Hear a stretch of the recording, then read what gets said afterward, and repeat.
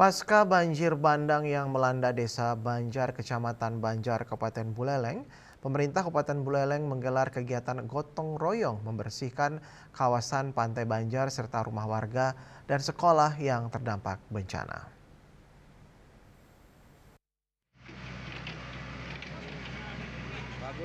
Kegiatan ini melibatkan seluruh organisasi perangkat daerah di lingkungan pemerintah Kabupaten Buleleng, BUMD, pelajar, mahasiswa hingga masyarakat setempat. Gotong royong secara serentak dilakukan di sejumlah titik yang terdampak banjir bandang di wilayah Kecamatan Banjar. Bupati Buleleng Nyoman Sujidre menyatakan aksi bersih pantai ini merupakan bentuk kepedulian bersama terhadap lingkungan, sekaligus upaya mempercepat pemulihan kawasan pesisir yang terdampak banjir beberapa waktu lalu.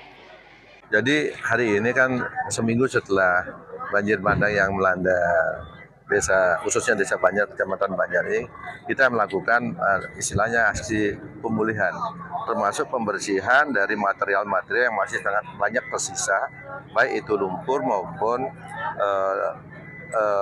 batang-batang pohon yang masih banyak ada di sepanjang aliran sungai dan di pantai ini.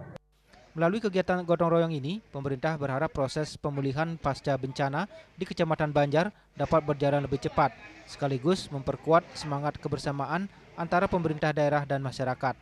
Yasri Yuli, Bali TV.